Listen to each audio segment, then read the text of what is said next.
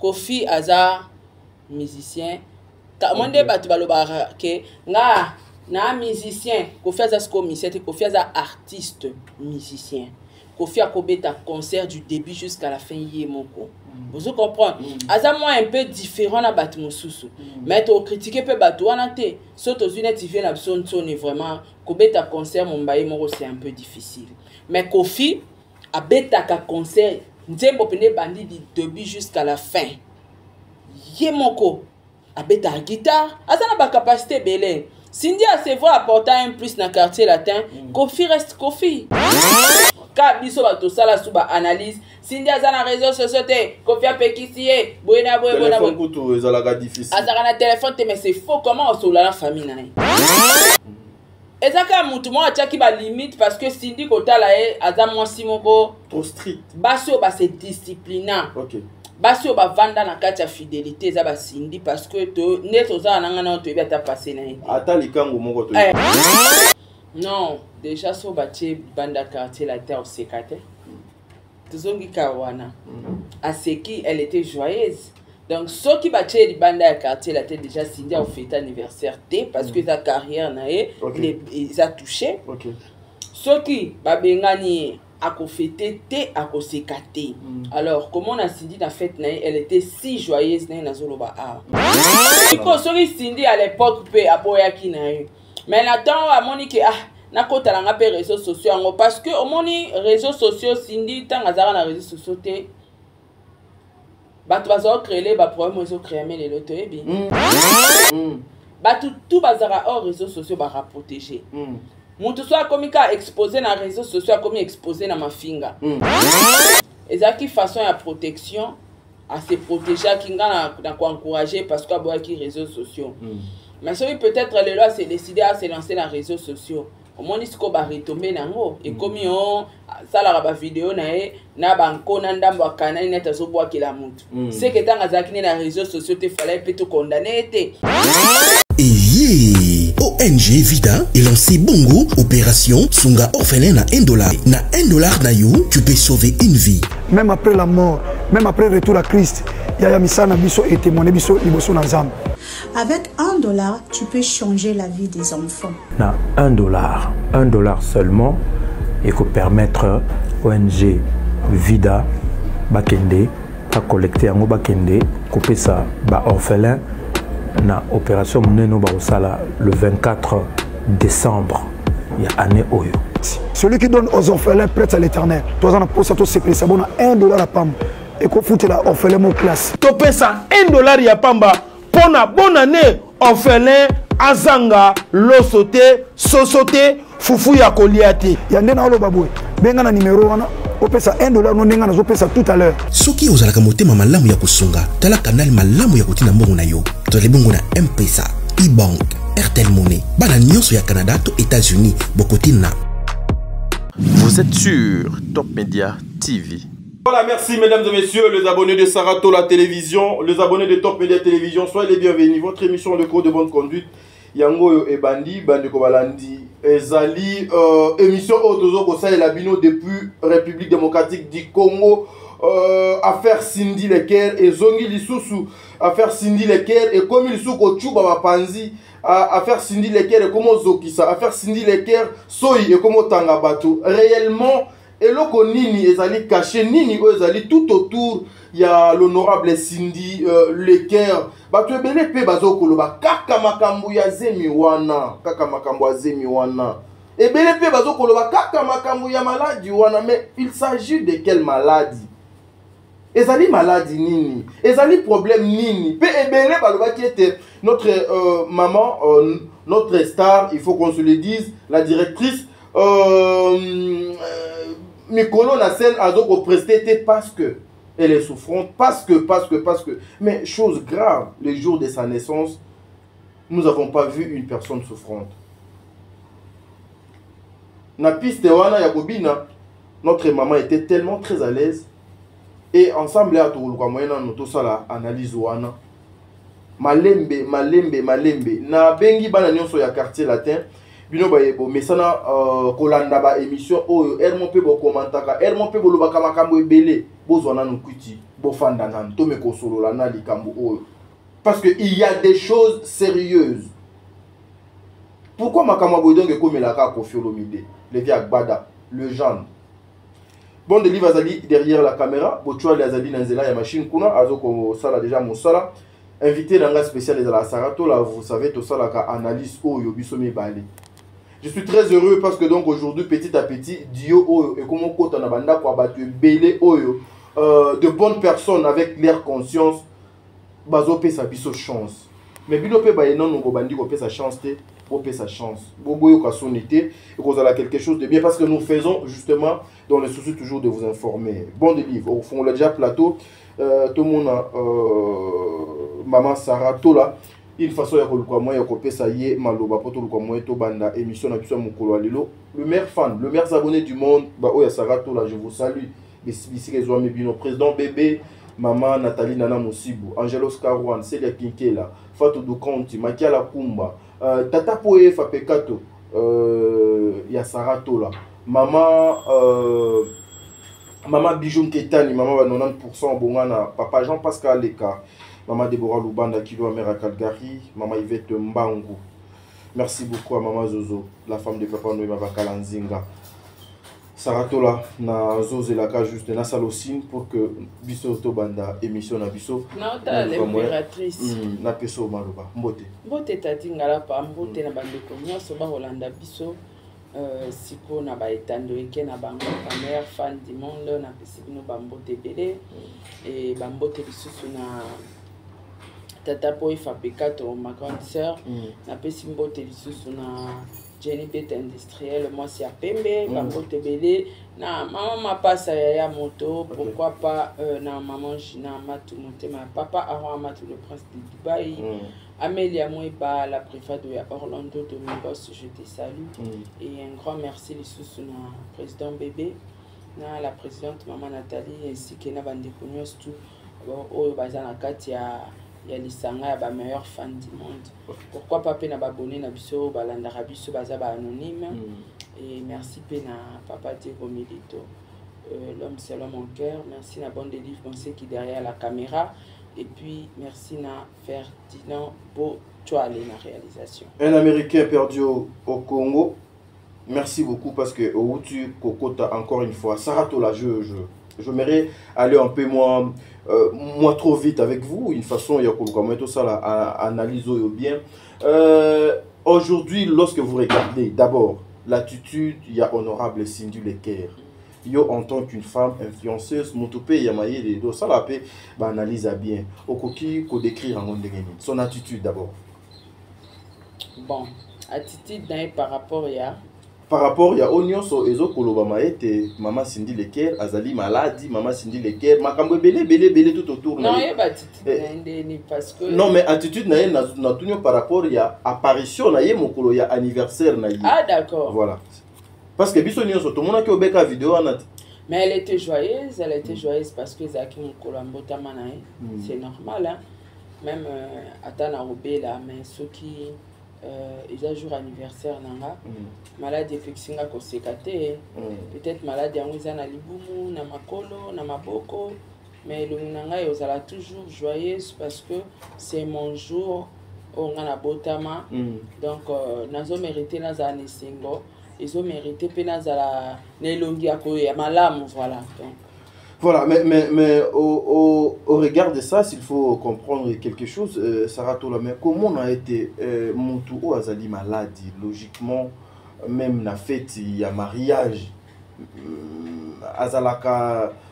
na moi façon mo ya kozala la mo même esengona et kozala ndenge moko na bandeko nyonso te parce que nous autres ezo ko permettre te ya ko exercer makambo onde na salaka mais kota la maman na biso Cindy Leker le jour de son anniversaire tu sens que elle a fêté avec beaucoup de personnes et elle était mouvementée en mouvement rien ne signifiait que maman nous autres ezo komi tungisama to lobaka non ba rumeur ezo le kana place publique ezali peut-être baché à l'écart libanda ya quartier latin et cause la paix à solo Non, déjà so batie banda quartier la terre sekate. Tuzongi kawana. Aseki, elle était joyeuse. Donc ceux qui batie li banda quartier la terre déjà signé au fête anniversaire T parce que sa carrière nae il a touché. OK. Ceux qui babengani ako fêté T ako sekate. Alors comment on a signé la fête nae, elle était si joyeuse nae na zoloba a. Donc elle a monté zo approuver ceux qui batiaki li banda babengana kié balongola kié basala kié suki boy. En tout cas ngamoni na ngote et puis so razo seka. So razo seka. To so kazo bela a sekate. Tadi peut-être aux ala boy muntu na mutazana ba anticorps nae. OK. Batu mususu ka grippe pamba. En tout cas, écoute, ça va on d'accord. Nda kupena akoti parler. Grippe ka ya pamba oh OK. Akokoliate akokoke musala ta otambola te mais na batu mususu azana grippe OK pezando aki ateki atambole osala pe makamazo bela. Batu mususu pe baza sous traitement ndaki ra malaria boiso basi sauter perfusion aki avani na magaza oteka. Voilà. On comprend. Donc ça dépend aussi na ba anticorps. À cause aza maladie mazana anticorps na ya bien. Aza o se ressaisir pour esa fête na il faut se forcer à tellement seka à se pelana batu parce que a invité qui batu toi ça là déjà programme na ya boy ku gâcher yango. Voilà. Donc c'est un peu ça. Merci beaucoup. Mais Sarah, justement en parlant de ça aussi, lorsque je suivis cette vidéo, il y a Cindy Leker, je salue Papa Diego Milito Bisika et Zoamier. Je devrais quand même commencer par lui avant de dédicacer le bâtonnier. Côté la maman Cindy, comme on a y depuis un certain moment, Saratola, makambo ezalaki trop difficile pour la apparition ya maman Cindy Leker na place publique au mon appel que non na orchestre na yeba tikiye librement à ça la choix à ça la oyo a koaki ko sala na batu. Mais depuis un certain moment nous constatons que même Yemuto azalaki na réseaux sociaux te a commis na réseaux sociaux et même l'utilisation il y a réseaux sociaux il y a vedette na biso et c'est une ezo kozala interpréter le là na moi une façon ya ko prouver ndeti mokili batu et puis na moi ndambo kanai yo ko répondre non ils ont un raisonnement purement congolais parce que tant ou signé azaki na réseaux sociaux te ka biso to banda lo ba Kofi akangaka apekisa réseaux sociaux boy na bosko lelo azana na accès na réseau tadi boy bango muntu na mutana ndenge na muntu nyos tutako sala makambo batu basalaka oyebi ke lelo réseaux sociaux ça numéro 1 muntu to akoma na téléphone mais laisse-moi te dire rien na batu nso ata WhatsApp bazara na ngote balinga ngote bazara na kaka appel WhatsApp, Facebook, TikTok, Twitter, et tali nango yete. Et puis à chap na barrière que moni buzoba o internet na kokota te. Si ko sori Cindy à l'époque pe aboya ki na yo. Mais nathan a moni que na kota na pe réseaux sociaux ngo parce que au moni réseaux sociaux Cindy tanga zara na réseaux sociaux te. Ba to bazo créer ba problème ozo créer mais les loto ebi. Ils ont protégé. Tout bazara hors réseaux sociaux va protéger. Muntu soit comme ka exposé na réseaux sociaux comme exposé na mafinga. Oche photo na oya bien, ba eko sasa ona se. Ça démoralise aussi. Oui. Ce n'est pas tout le monde à supporter, à apprécier à ba commentaire à ma vie. OK. Peut-être na batan wana azaki quand même protégé à rozana réseaux sociaux peut-être ça n'ira perdre pédale pour yana mama finga mususu tadi oko perdre pédale ndape na perdre au studio na boye oko yemba toza soucilité vous comprendre ezaki façon ya protection à se protéger kinga na encourager parce que boya ki réseaux sociaux mais celui peut-être les lois s'est décidé à se lancer dans les réseaux sociaux au moins il faut retomber nango et comme on ça la vidéo na banko na ndambo akana neta zo boa kila mutu c'est que tanga zakine na réseaux sociaux te fallait peut condamner te ka biso ba to sala suba analyse Cindy za na réseaux sociaux te kofia pekisie boyena boyena boyena ezalaka difficile azaka na téléphone te mais c'est faux comment on sola la famille na ezaka mutu mo ataki ba limite parce que Cindy kotala aza mwasi moko trop strict baso ba se disciplinant. OK. Basi o bavanda na kati ya fidélité za ba Cindy parce que to neto za nanga na to ata passer na été ata likango moko to to kanante donc c'est une femme fidèle déjà kozala chanter star ya mwana mwasi ya fidèle azala neti ce que biso moni yango pas Cindy donc c'est à féliciter donc naina répondre au nini ba les onti o batu balobaka naye barate balingaka nini obota mabe obota te kisita ozo comprendre si connaît Cindy azalaka na réseaux sociaux te Kofi amatetaka bona Cindy les réseaux sociaux comme yon ba photo na ba vidéo azo poster c'est comme si azako boakela mutu ba mbwakela na nkona ndamba kanai et ça ba les onti et ça ndenge moko ndenge azalaki te siko akomi na makambango akomo poster po so ozala ba réseaux sociaux faut poster akomo poster comme makambo akosole comme mbwakela azongisa boye non ça sert à rien c'est pas la peine siko avant azala boaka mbwakela ndeni non mais avant azaki limité te limité on a seka zana besoin mbwakela te. Non mais les gens disent que Ndeti Mama Cindy a commis qu'on récupérer Baretar Nyonso Oyo Azui depuis Azali na quartier la tête bon, heureusement ils ont les ont dit voilà et qu'on affecté la note parce que il y a bel lobby au Cindy à lobby mais au batuba au kanisa batuba comment banzambe quoi ba comment au kanisa na place nzambe au lobby lokola vieux quadra batuba comment au kanisa quoi ba comment na place nzambe quoi donc yo vandi no aboye tout le monde otala biso ba au kanisa la ngasko saranda azawana aucholia fufu azana zemi do banzambe quoi banzambe to comment pena banzambe o batala biso ba téléspectateurs banzambe quoi. OK, voilà mais Sarah, les gens se disent aussi que c'est la toute première fois aussi que Cindy puisse fêter sans Kofi Olomide contrairement à ndenge zalaki. Est-ce que ça m'a bé c'est-à-dire ce que Cindy a fêté sans Kofi est-ce que etanga kaka Cindy fêtaka na Kofi Cindy fêtaka na Kofi non ezandemo lelo Kofi pas que obeta musique sans Cindy abeti musique sans Cindy mais au moins que c'est comme si il y a le message qui passe il y a aucun message parce que biso peut to cause la intérêt il y a ça l'analyse message ezanga na mona message te parce que message sur ezala ki tonga toye bango na jour anniversaire à Cindy angaza la joyeuse te ingepi ça so message ce qu'on envoie message en wapi Kofi kuna abeti musique ne kitoko aza joyeux Cindy koto ndenge mo tadi omoni batumi balé soki ba mesana ta bazana bolingo te mais soki ba mesana ki ensemble soki ata mo mundele koti na katikati ça choque oye bango même nelongi we exact siko ngana kota una analyse ya koluka koyeba na yebani parce que signe ata mon kuizati fait ya Cindy salami na del pire siko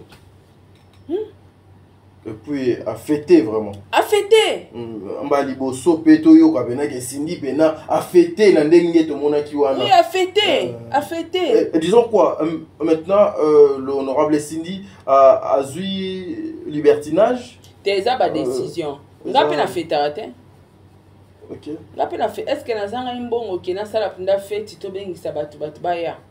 non je manquais pas et ça biloro mo ba décision mo na zwango pendant un temps na sala la fête pas mbaté OK ba sala la fête avec cause OK et cause a fête anniversaire mais ils en ont bon moment na kati sentiment ne sengwana de la fête donc si dit akokai ko fêter akokai pe ko fêter te sera fêter raté mais c'est décidé à fêter et pourquoi fêter donc netinga pour na sala la fête en tout cas ils ont moins passé. Et ceux qui se disent que c'était une façon de prouver des tracteurs au bazo véhiculer un message à Mabé que Cindy avec son patron Kofi Olomide, notre papa, le Jean Totikala na emote que Bazali n'a pas problème, Ezali Makambo ya belé, voilà pourquoi elle a décidé quand même de prouver et pas batona nyoso ko répondre bango à qui commence la fête na yé kaka na del pure pour na koyebisa bango que non Cindy et Kofi problème ko ezalité pour na nini congolais balinga batumi balé ba omela na relation te ba yokana te bazala ba mi balé la OK o meza relation OK patron na travailleur isa relation OK relation professionnelle mais oui OK atanga na batu balinga to omela na relation te isa relation na biso professionnelle et belé oui mais pourquoi batu balinga batu balé ba sangana te to balinga na te pourquoi pourquoi le lobo bandolo te la bango que Cindy na Kofi bakabwane Cindy asali Kofi asali non et puis soki asali fête na e batu balobaka asali fête na e pour na ba détracteur mais ce n'est pas ça peut-être asali fête na e pour se faire plaisir est-ce que basala lelo pour na prouver batu yebsanga siko oneti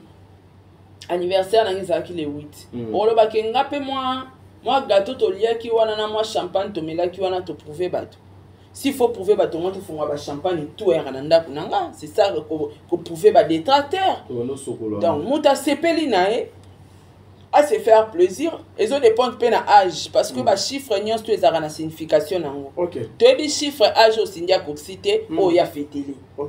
alors netinga so na ko 40 ans en fêté 50 ans demi-siècle en fêté on se comprend et ça ba âge oyo to ba chiffre o ezaka significatif peut-être chiffre on est significatif pour naïe voilà pourquoi fêter pourquoi ba to balinga so mto sala le romo bo ezalaka a prouver ba détracteur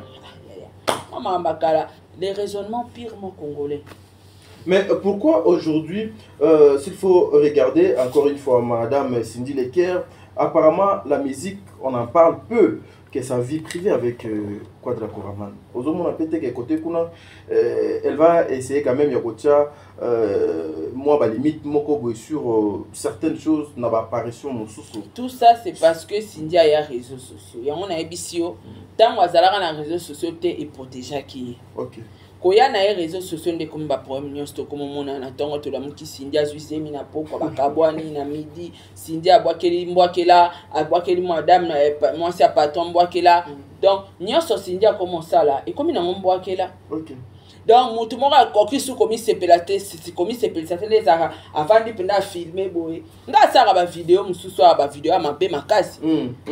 Nga ça ba vidéo ma be makasi pena ke oh. Mais nga pe na mona ba vidéo no musu peza la. Nati mbwakela.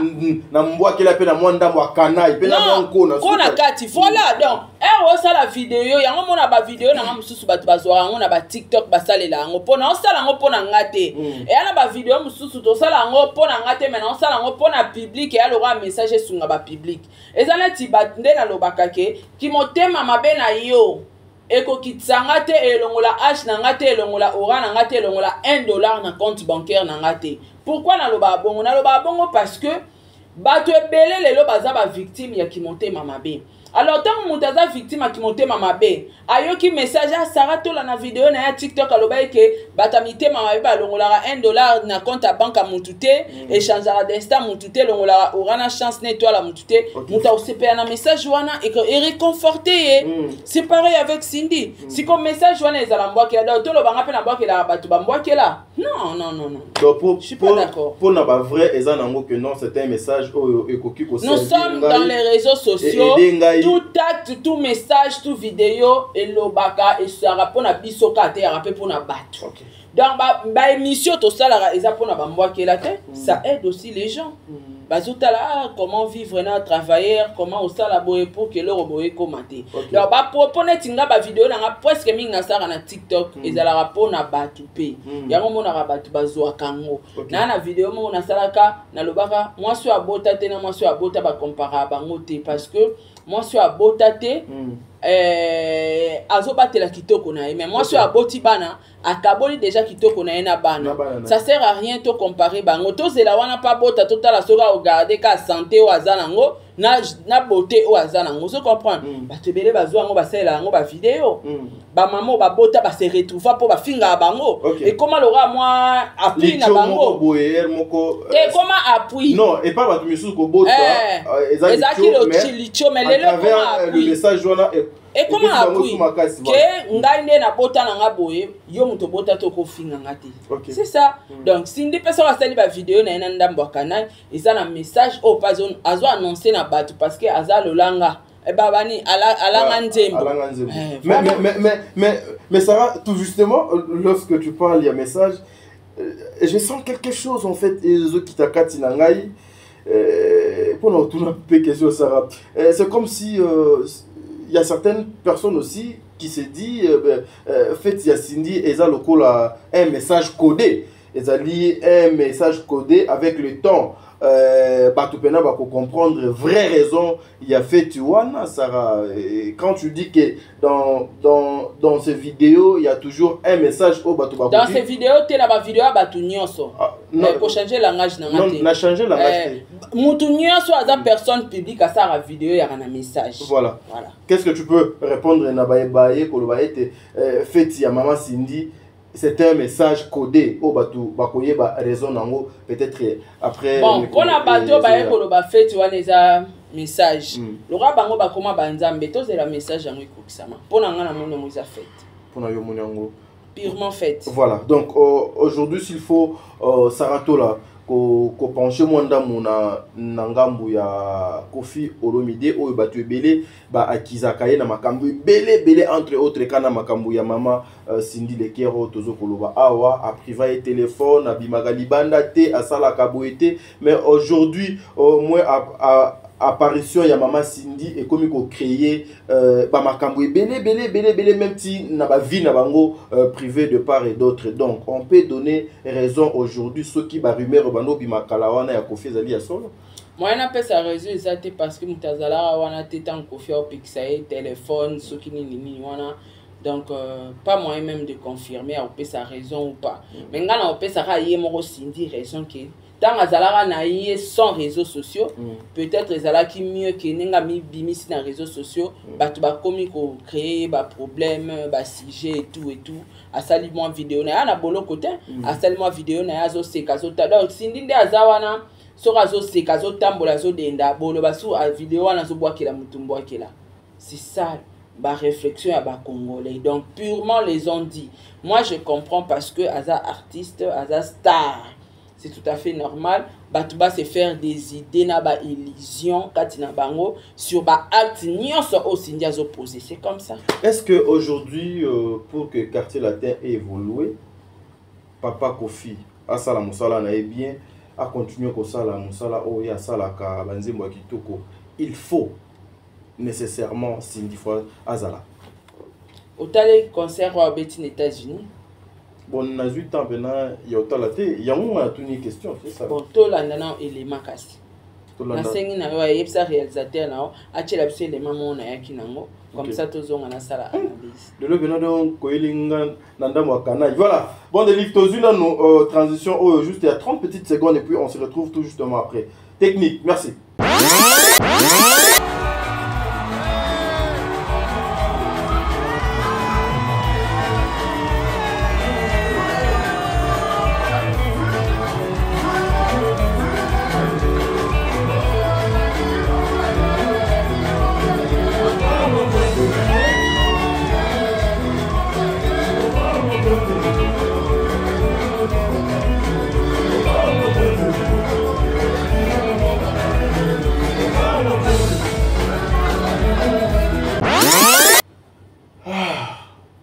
Sarah, nakanisi batunyo sonanda ko bazali d'accord bien que on n'a pas voulu ko tikango temps molai pour éviter ba copie le right wana kandeza laka mais yo moko nano de yo moko lorsque tu regardes le concert wana tu sens pas que il y a des choses où ils ont manqué wana nakati. Non, selon toi, yo moni ni manqué. Ngainde na autre nouvelle question. Te yo tchela ngamba ma ko manqué ndeni ponga moni ko manqué. Non, la voix féminine déjà ça manque. Tu sais aujourd'hui que Quartier Latin est comment on a caché mon sous. Quartier Latin ya ba année wana na Quartier Latin ya mikolo et comment bokese ni mobo ezali makasi ozui Quartier Latin ya ba Fali Ipupa na Quartier Latin ya ba Cindy Lekero. Aujourd'hui la voix féminine, la voix de Cindy Lekero et comment kobongi sa cœur wana même ata na chose que ezali même ata na moment ya ambiance na moment nini la voix de Cindy est dominante et puis et apporte un flair moko boy sur ce que fait le patron Koffi Olomide mais apparemment na awa ils ont manqué au ko prouver le contraire Saratola. Te wana dépend kana yo déjà na awa question na ils a mal composé parce que vidéo o ils a chaud. Ils a chaud, ils a te place ba oyemba mais ce qui est vrai Cindy a déjà été donc voix na Yeruzala déjà été même si total en côté voix na Yeruzala été. Et puis pour ton information dans balobaka mais tu n'as pas question s'il te plaît tu n'as pas question faut na répondre animala na ba show maza muta shoté Cindy a yembaka eza akota kaka atika peselengi maza yete concert pour Simba eza voix Cindy te déjà moni plein batu ba sepela batu ba oyemba alors à ce qui concerne voix ya Cindy na olobela ngo moi après mais ndengo lobi ke Cindy ko ya ba fali quartier latin ba fali ya banani laisse-moi te dire quartier latin au kutu ya Kofi ya Yemoko ekole ka ba quartier latin tout autoza na molelo soro ke na ba fête ya ba kondi ba beta quartier latin Cindy lelo te ba beta musique ya kala ba kuku mama non non non non non non non non mama non musique ebele ah t'as dit bato ebele baloba kutu ke Kofi abebisa musique bato ebele ngana yeba ba Kofi abebisa musique Kofi tanga banda oyemba ba kuku ba nani batanga banzemba Kofi ebele so kata na braza a so za na ba manifestation ba kondia Brazzaville ba beta ka banzemba Kofi ya kala kaka on se comprendre donc Kofi koloba ke musique wana ya ba fali ya banani ya ba Cindy ndenge fois Cindy ezalaka yango ndesala ke batu balinga batu ba mesana non musique définition nango esenga ke ezalaka agréable à l'oreille Cindy ou pas ce qui musique wana Kofi embeza agréable à l'oreille mais ça va mais cela ne veut pas dire que on va nier les efforts de Cindy na ba apport nae non ba apport à Cindy et bah qui ça un plus et ça le roi nga parce que ba fanatique bazaka nde to lobi wana teke ezana batu musu balinga Kofi akala baloba musique ya lelo beba ezana batu musu neti nga sepela musique ya lelo na sepela nde Kofi na Cindy moi dio wana et ça la rappelle bien mais la cité que sur lelo Cindy ake à l'écart que Kofi obeta musique et simba te preuve on est on a senga ke élément otala batu bayebi que Cindy a voyage te bayeto bayete baye batu bayebi ke Cindy po Cindy asa annonce ki ka ozala te atinda pena message na ye oui donc batu bayebi ke nena ke boye ko na yoka nini sans Cindy na yoka boye sans Cindy batu baye batu ba sepeli batu ba filmer batu ba sepeli na concert mais la cité que Cindy asa importante na quartier latin non asa important mais la cité que Kofi Olomide tant ba benga ke légende asa penda légende donc Cindy ou pas Kofi restera Kofi Kofi a represté ba concert nae tala Kofi aza musicien kamande batu baloba ke nga na musicien Kofi aza commissaire Kofi aza artiste musicien Kofi a kobeta concert du début jusqu'à la fin Yemoko vous comprenez aza moi un peu différent na batu mususu mais to critiquer pe batu wana te soto zune TV na son vraiment kobeta concert mombaye moko c'est un peu difficile mais Kofi a beta ka concert nzembo pene bandi du début jusqu'à la fin Yemoko a beta guitare azana ba capacité belé Cindy a se voit apporter un plus na quartier latin Kofi reste Kofi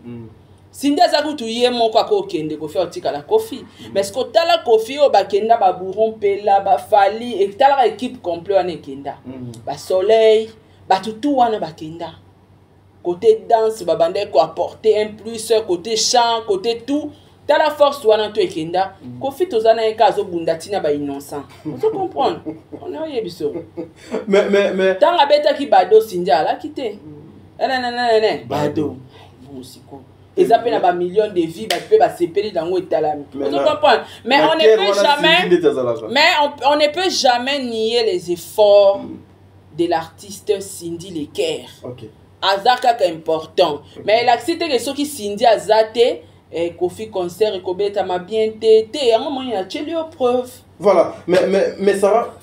des livres merci au minute à Souka pardon on monte déjà aux salabs aussi mais on a profité quand on a question mais Sarah tu vois pas que lorsque tu regardes aussi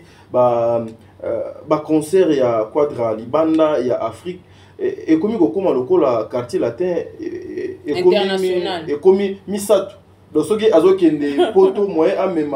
ba musicien na poto ezate concept bien akoke okuta bango ka kuna ndeti ake États-Unis atiki bango mais kuna ake kokuta na ba musicien mususu to loba nini ça facilite les choses c'est apprécié ngaso na ke artiste musicien na kopiango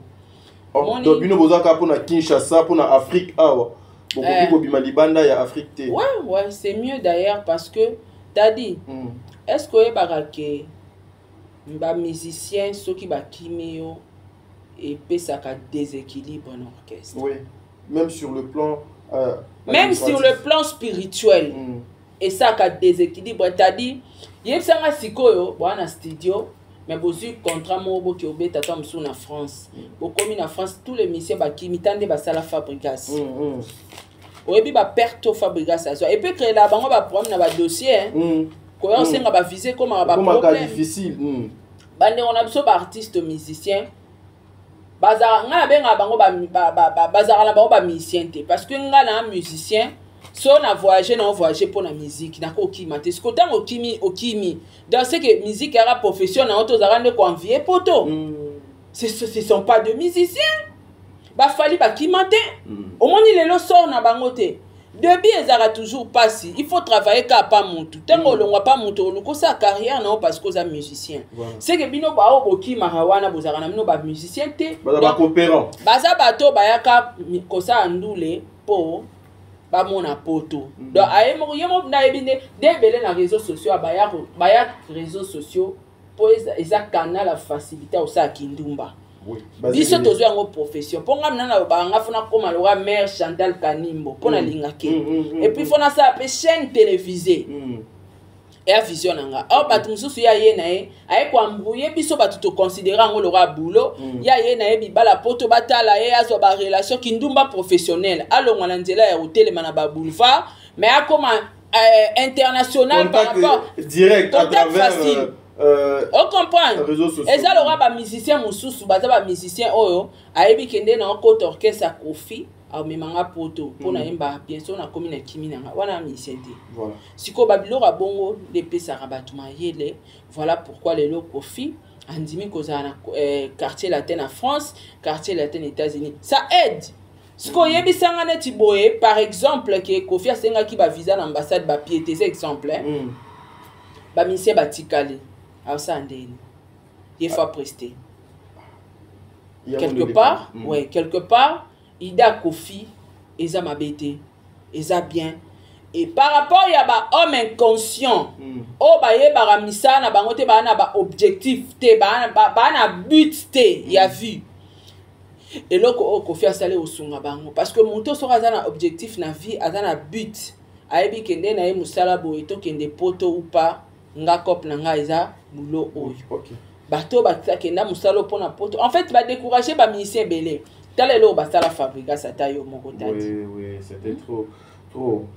azuli sous soyez à sali fort à même bango États-Unis sous tout la ici ya zaza donc ça sert à rien on se comprend moi confiance toi et alors ne baloba ba baby seli batu cop donc na ba innocent na bato tamsu banga ba kimate ba baby seli bango cop on se comprend donc voilà pourquoi on a félicité ka ba ministère qui a fallu peu importe pour toko le bakate bango bazwara ba ji bazwara ba milliards pas fali bazwara ngote mais baza au moins conscient que oza boulot na biso tokende to sani tozonga po bango bakanga bango te bakanga pata passeport a mutu te alobaka mwana bendana wa monika okima au revoir wa monika kozala tokutani na groupe siège place répétuée aux ala na jour concert et kobeta on se comprend donc mutaza conscient ebiki a osa musala alors ba age Kofi Olomide komi na ngwana akoki jamais sous kokoma na ba énergie azara na ngokala landela musicien ki mizonga boy et arozong sa Kofi sima OK aboule bien Kofi akoli oui akoli kolanda age kolanda ba ambassadeur te Kofi akoli soki azalaki aptité anga sima nzete peta msusu po ngala lobaka so moni koko mora simi nzete ko kanzata za mobange makasi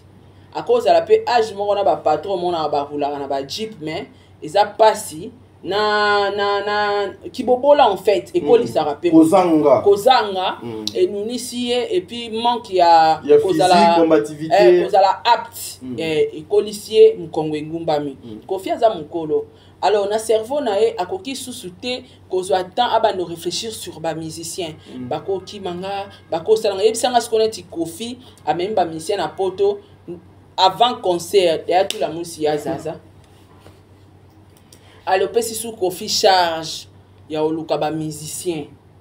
donc est-ce que bike batu musu bakima bango à la veille à concert oui à la veille Fabregas fait bakima avant concert ce que tala nenge concert concert comment des tala concert à Fabregas batu ba benga ngo récite ezara na récite te concert comment déséquilibré de 1 moral à président et leader et ezala démoraliser oyemba ndenge fala yemba te parce que ba projet nyonso sala ki ngona batu bino bokota bobima bango ba obina bango ba ozongisa ngata ona boyemba yo osala boesco batu ana tout baké concert est commis déséquilibre na aja Kofi Asani bo pese tension akachwa non tant mieux na batu na France na batu na États-Unis sera monique na komi na France ba ministère ba te na ba ministère nga o ba beti na komi voilà c'est à féliciter Ida Kofi, moi j'apprécie. Merci beaucoup. On est au Kabwani. Vous avez un dernier mot? Non, fin dernier mot exacté kaka courage na l'honorable Cindy Leker Azastar a supporté critique absence na réseaux sociaux et zala qui mieux mais ndenga ça à apparaître il faut accepter ba Léon Dignos to e banda robima surier parce qu'Azastar et puis kozanga na ba prestation au Kofi azo prester na poto c'est tout à fait normal ba tuba memango ba critique ba se faire des idées parce que en 15 jours il y a tikala na voyage au Kofi Olomide ake ko prester pour eza musala nae azala toujours accompagné voilà pourquoi ba tuazolo ba de part et d'autre ba zola tango ba kombo na ba maquillage ba forme et tout azala focus ye mora ebike azala musala nae santé kande déranger et permettre été à kende koyemba pongana yo ka soki Cindy a voyagé kinde ba matina podium wana yemba ki akoyi Kofi ale était tonga to la wana Kofi ale a sacrifié mwana batu voilà. Merci. Il s'appelle Kofi Olomide Levi Akpada. Na pesi mbote. Vraiment beaucoup d'estime, ba considération na ba boto si ebelé vis-à-vis na papa. Mais comprenez que c'est notre travail, nous pouvons faire que les analystes au Souki sur le plan professionnel. Nzambe a peso sous makasi. Honorable Cindy Leker, diminue et moi les réseaux sociaux. Mon dame wa kana yoanande yango et zo sala lokola mwanko. Allez, lobeko le kalelo.